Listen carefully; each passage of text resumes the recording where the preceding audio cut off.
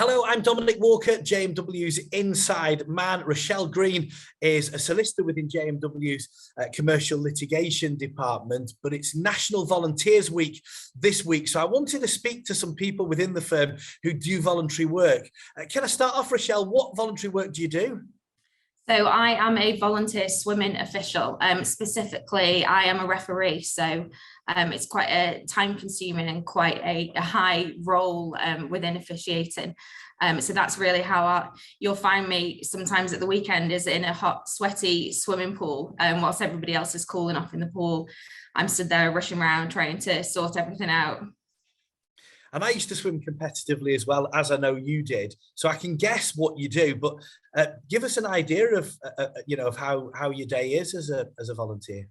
So it's always an early start with these types of events. As you know yourself from swimming, it's not the type of sport where you're just up at lunchtime. They're very early starts. Often you're at the swimming pool for 7 a.m. So we'll get there, we'll just check that all the equipment is working, that it's in place. So the diving blocks, the lane ropes, that everything is safe. The swimmers will then come along and do their warm-up, and after their warm-up, we will start the competition. So as a referee, you're often in charge of running the competition, making sure it runs to time. You're in charge of all the other officials as well. So the biggest problem at the smaller galas is, have we actually got enough volunteers to run this meet, or are we going to be quite short on the ground today? At the national events, that's not so much of a problem, but definitely at the smaller events, we do often struggle for volunteers, unfortunately.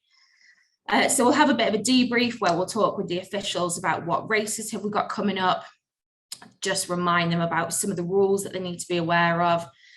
Because as referee, one of the key things is I'm signing off on any disqualifications. So if somebody sees something happen, they report it to me, they fill out a form, and then I sign off on it and essentially authorize that, unfortunately, that child or adult swimmer, etc., is disqualified.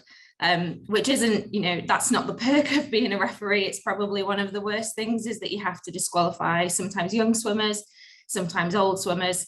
There's always a bit of controversy when it happens at a national event and somebody's after a national time and they've been disqualified. And that can lead to all sorts of things like appeals, etc. So it's not the best part of the job, disqualifying people, as you can imagine.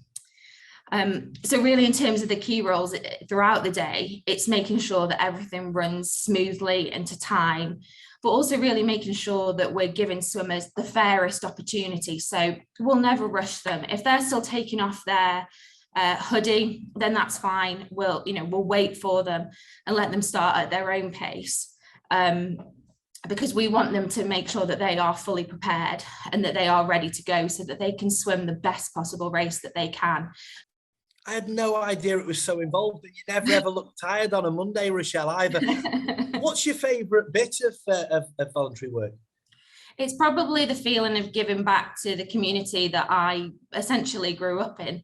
I started competing when I was about 9 years old, and without all of the volunteers, these meets just wouldn't proceed.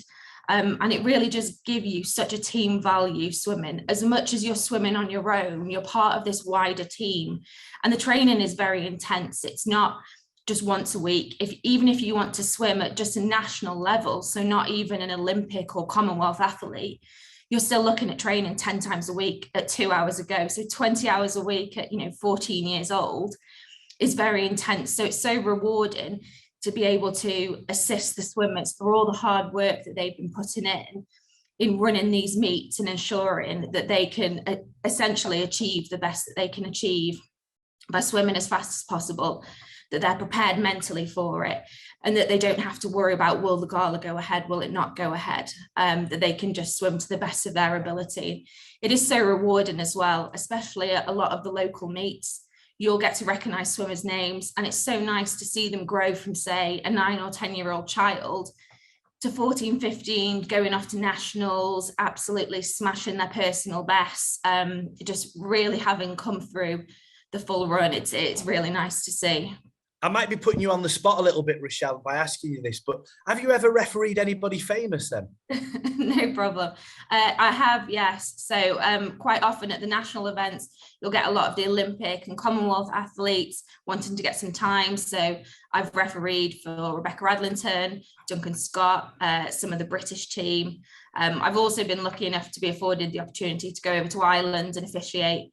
And my hope is that I'll be invited to other places to assist as well.